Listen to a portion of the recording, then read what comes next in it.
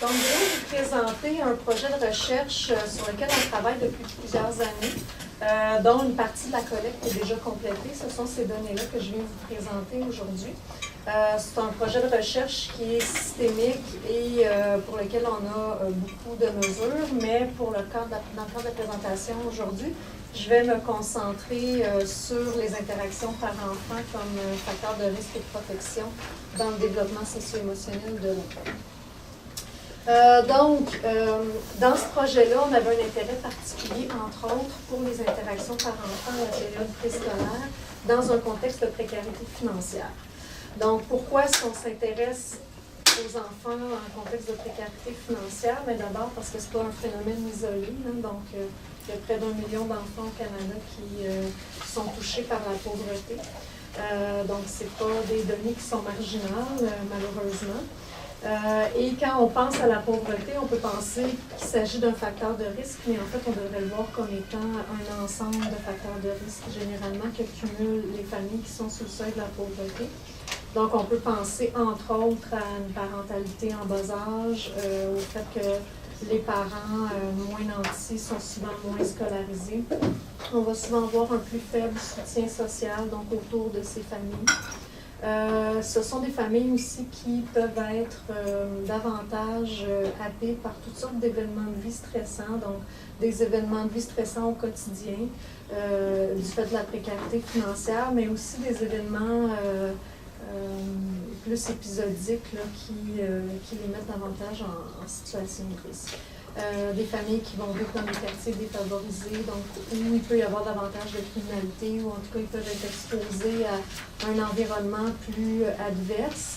Et dans certains cas aussi, on va voir des familles qui sont plus isolées, donc dans des régions où il y a moins accès à des ressources et des services, ce qui ajoute un facteur de risque supplémentaire. Il y en a d'autres, mais je pense que ça valait la peine de nommer à témoin ceux-ci. Et donc, on peut avoir en tête que cet ensemble de facteurs de risque vient mettre un stress ou créer une pression sur les familles. Donc, en plus de devoir gérer les besoins familiaux, mais il y a tout cet aspect-là aussi qui est à considérer pour ces familles. Et donc, par rapport au projet de recherche, on s'est intéressé dans ce contexte de précarité financière-là. D'abord, quels sont les facteurs familiaux, donc de l'environnement familial, qui peuvent venir soit fragiliser ou encore soutenir la qualité des interactions parents-enfants? Et quelle est la part des interactions parents-enfants comme facteur associé au développement des enfants dans notre échantillon? Ce qui vaut la peine là, quand même de préciser et de garder en tête tout au long de la présentation, c'est que ce devis de recherche-là, pour les mesures que je vais vous présenter, c'est un devis de recherche transversal. Fait que pour ceux qui sont moins familiers avec toute la question de la recherche, ce que ça veut dire, en fond, un devis transversal, c'est qu'on prend une série de mesures, mais à un moment bien précis, on prend l'ensemble de nos mesures. Un peu comme quand on voit les familles en clinique, quand on les évalue à ce moment-là. Et là, on peut regarder les relations qu'on voit entre les différentes variables. Donc, c'est l'avantage d'utiliser ce devis-là. Par contre, le désavantage, c'est qu'on ne peut pas tirer des conclusions sur le sens des relations entre les variables. On voit qu'elles sont associées, mais on ne peut pas dire laquelle est venue avant l'autre. Par exemple, les interactions parents-enfants et le développement de l'enfant. Donc, on pourrait penser que des interactions parents-enfants de moins bonne qualité vont être associées à mener éventuellement à des difficultés au niveau développemental chez l'enfant, mais l'inverse pourrait être aussi vrai. Donc, des enfants qui présentent des difficultés sur le plan développemental pourraient avoir un impact sur la façon dont ça va se passer dans l'interaction avec les parents. Donc, gardez ça en tête. Je vais quand même présenter certaines directions parce que d'un point de vue théorique, c'est ce qui fait du sens aussi. Mais dites-vous que d'un point de vue statistique, recherche, les deux sens sont toujours possibles. Donc, pour vous mettre brièvement en contexte par rapport à l'échantillon qu'on a évalué, donc il s'agit de 81 familles biparentales qui sont prestataires de l'aide sociale. Donc, on les a recrutées parce qu'on avait vraiment une perspective systémique puis on voulait voir la part des deux parents dans le fonctionnement familial et c'est pour ça qu'on a recruté des familles biparentales de différentes régions du Québec, majoritairement centre du Québec, Mauricie, la Naudière. On en a aussi plusieurs, Montérégie, Montréal, puis un petit peu dans la région du Québec aussi. Fait qu'on est vraiment étendu. Donc, les territoires sont très, très différents. Puis, il peut y avoir des particularités aussi liées aux besoins des familles dans chacun de ces milieux-là. On a environ la moitié de l'échantillon qui sont garçons versus filles. Le revenu familial est pas très, très élevé. La majorité des familles ont un revenu familial en deçà de 22 000 $ par année. Les enfants sont d'âge préscolaire, donc entre 3 et 5 ans. Les parents sont dans la trentaine en moyenne, mais vous pouvez voir là, dans les chiffres, il y a quand même un étendu assez grand entre les parents les plus jeunes et les plus âgés de notre échantillon. Et le même étendu aussi très grand qu'on observe au niveau du nombre d'enfants dans les familles. Donc, ça va de 1 enfant jusqu'à 7 enfants dans certaines familles qu'on a évaluées. Et donc, la moyenne se situe à près de 3 enfants par famille. Donc, ça vous met un peu en contexte à quoi ressemblent nos familles. Maintenant, je ne vais pas passer en détail l'ensemble des mesures qu'on a utilisées dans la recherche, mais dans la période après ça de discussion, réflexion, si vous avez des questions sur les mesures, on pourrait y revenir. Je voulais juste parler des interactions par enfant, comme c'est un peu le cœur de la présentation, puis que je voulais qu'on soit certain de quoi il est question quand on parle des interactions par enfant dans ce projet de recherche-là. Donc, je vais juste m'attarder un petit peu plus à qu'est-ce qu'on a mesuré à travers la qualité des interactions par enfant. Donc, on est allé au domicile familial. Ça s'est vraiment fait à la maison, ces visites-là. Et on a évalué la qualité des interactions mère-enfant et père-enfant séparément. En fait, on apportait une panoplie de jouets avec lesquels les Dianes pouvaient être en train de jouer. C'était pas le même matériel pour la mère et le père, mais le type de jeu était très, très similaire. Il y avait des trucs plus moteurs, comme des ballons, de la pâte à modeler, d'autres plus construction, donc des blocs, des tiges pour construire des objets. Puis il y avait aussi possibilité d'utiliser pour les enfants et les parents du matériel un peu plus ludique, donc des Playmobil, des marionnettes. Et donc on laissait libre à la Diade de jouer avec ce dont ils souhaitaient. Et la consigne qui était donnée, c'était vous pouvez jouer avec le matériel qui est présenté ici. Il y en a qui quittent. Hein? Oui, c'est sûr. Je vais mettre là ça. Bonjour. Surprise. Ah, voilà. Vous nous entendez? Est-ce que vous nous attendez? Oui. Est-ce que vous nous entendez? Vous nous entendez? Faites-nous signe si vous nous entendez. On vous entend très bien.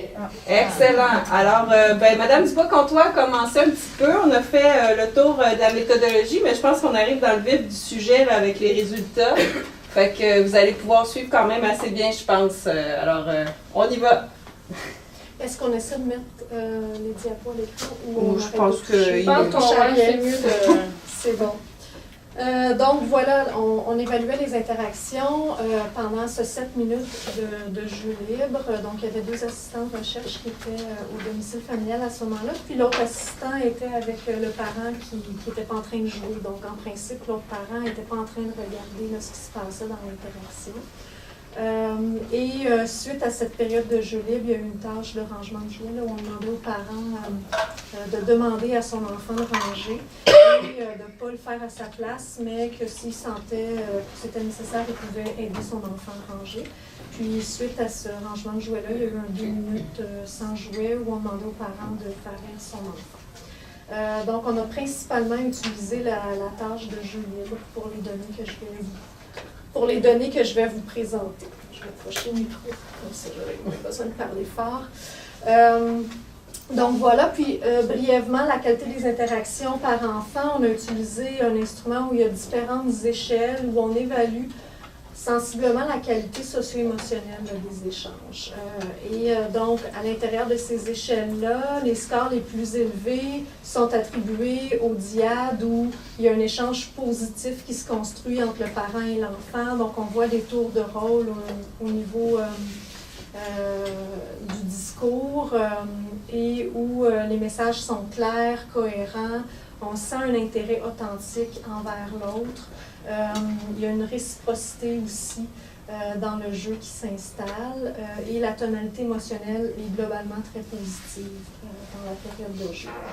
Les dyades où on note les interactions les plus problématiques, ce sont celles où on voit des interactions plus chaotiques, où ça semble être difficile de rester ensemble dans la pièce. Donc, où, par exemple, l'enfant va tenter de sortir, de se cacher, donc de ne pas rester trop près du parent. Il peut y avoir des moments où l'enfant va, par exemple, se cacher sous la table. Le parent essaie d'attraper l'enfant physiquement, essayer de le contenir. Il peut y avoir aussi dans les propos de l'hostilité des insultes qui sont proférées de part et d'autre. Et il y a certaines dyades aussi, on va voir plutôt comme une absence d'intérêt envers l'autre, où chacun fait ses choses de son côté, puis il y a très peu de regards qui sont échangés, même sur ce que fait l'autre dans la dyade. Et donc, ça, c'est les extrêmes que je vous présente. Vous pouvez imaginer qu'il y a tout ce qui se trouve aussi entre les deux. Des dyades qui fonctionnent plus ou moins bien, donc certaines qui fonctionnent relativement bien avec quelques petits accros pendant l'interaction. L'autre jeu visuel, est-ce que tu peux Je peux partir le PowerPoint avec la manette? Non, mais c'est pas grave. On va l'envoyer Parce à tout que le moi, monde. je pense après. pas que je peux. Non, c'est pas grave. Donc voilà pour les tâches. Maintenant, pour ce qui est des résultats qu'on a obtenus, ce qui est le plus intéressant. Donc d'abord, on a voulu regarder dans l'environnement familial, c'est quoi les facteurs de risque qui sont associés à la qualité des interactions parent-enfant. On a regardé d'abord les interactions père-enfant. Donc, qu'est-ce qui est associé dans la famille à la qualité des interactions parent-enfant?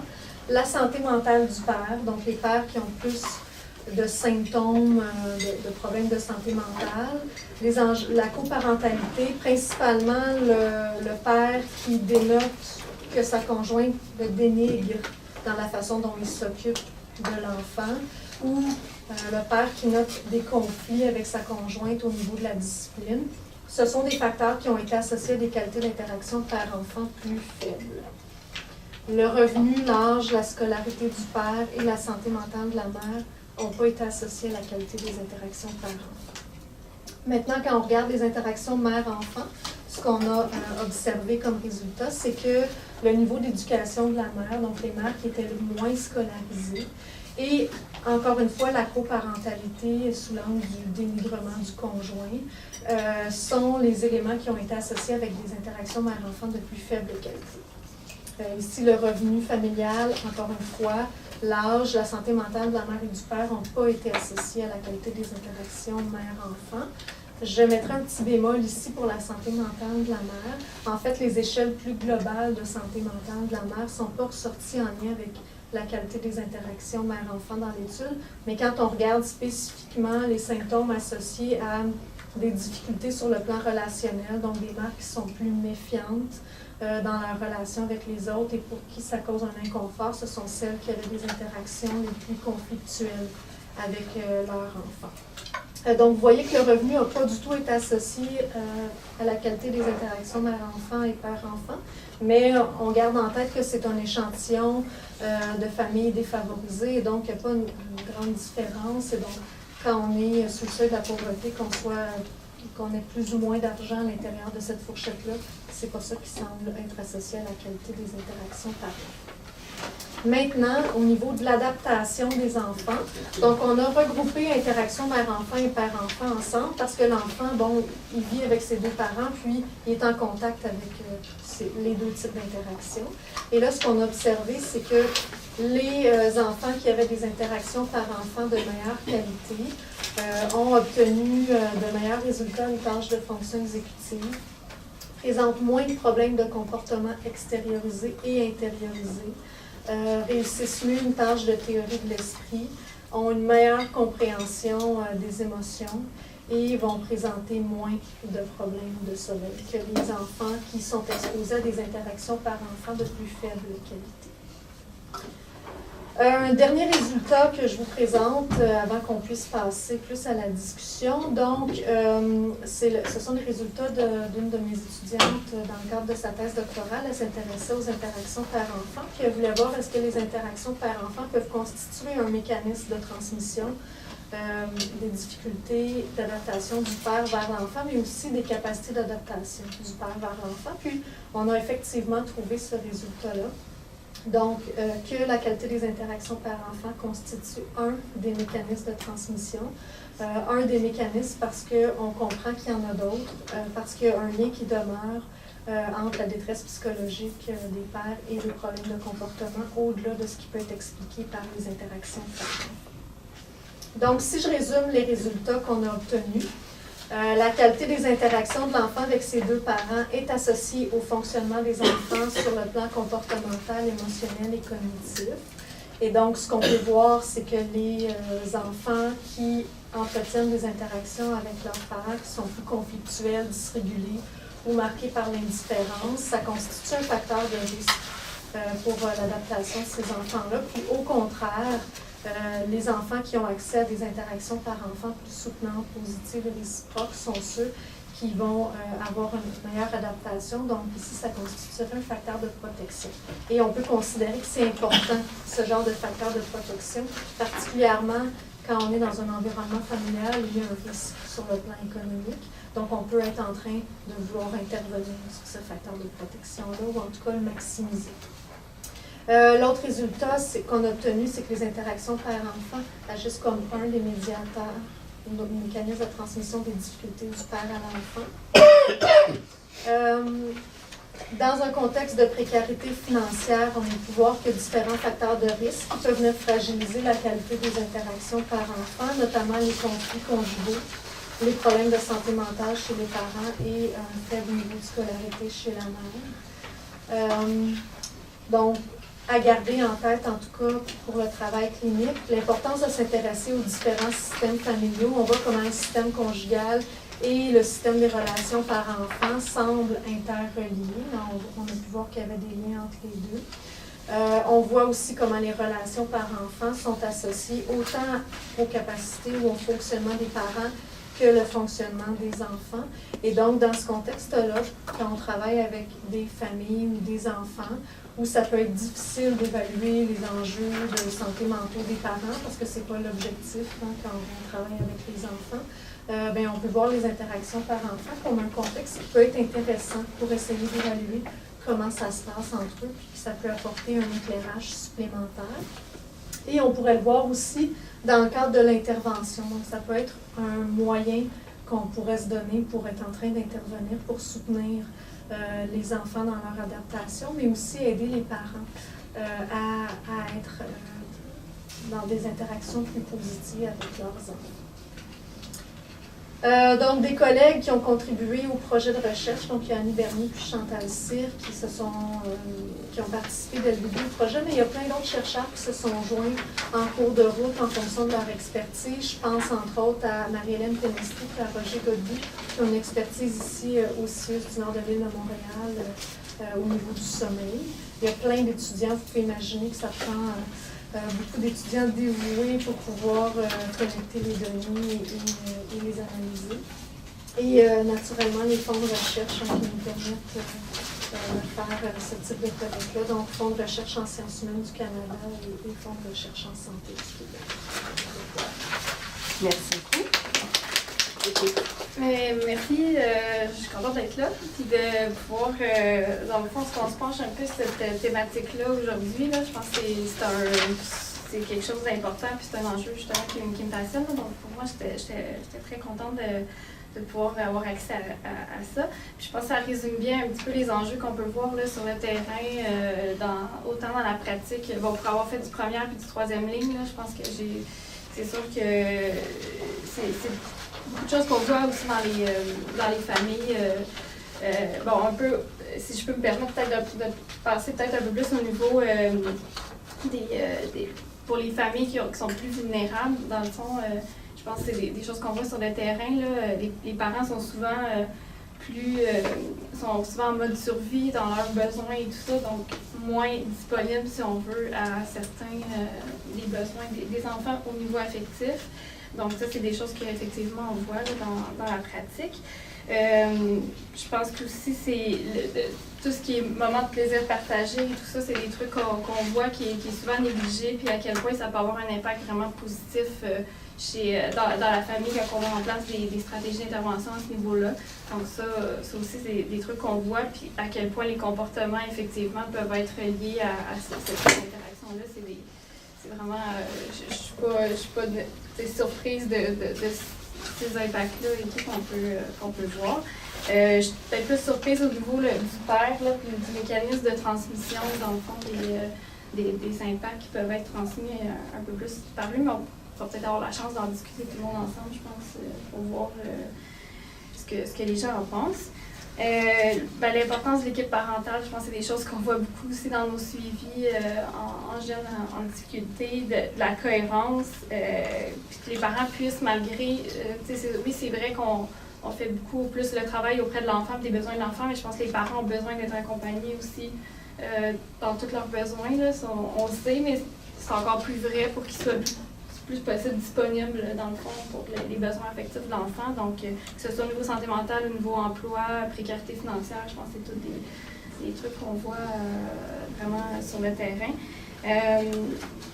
Aussi, bon, c'est sûr que les interactions par enfant sont à base du développement de l'attachement. On a dit aussi tantôt que les impacts pouvaient être un peu inversés au départ, là, mais c'est sûr que c'est des choses qu'on voit dans la régulation des émotions, dans tout ce qui est les comportements d'opposition. Souvent, ça cache un aspect plus relié aux relations, dans le fond, aux interactions par enfant. Donc, je trouve souvent on étiquette rapidement des problématiques, alors qu'en fond de trame, dans le fond, c'est souvent ce qui cache un peu de ça, c'est la relation par enfant. Puis même dans mes suivis, à quel point juste d'augmenter justement les temps de jeu positifs, les moments positifs, on peut voir une belle amélioration, puis on peut se permettre d'aller travailler plus loin après dans d'autres difficultés si on peut. Donc ça, c'est des choses qui peuvent être quand même observables. C'est ça. Je pense qu'on pourrait en parler longtemps, puis je trouve que c'est un enjeu qui est peut-être moins parlé, puis moins vu dans nos équipes en première ligne. Je pense à leur intérêt à ce qu'on discute un peu plus de qu'est-ce qu'on pourrait faire comme intervention. Nous, notre lien aussi avec les clients, à quel point il est important, ce lien-là, souvent avec les familles, même notre lien d'attachement, à quel point il peut influencer notre intervention dans la famille.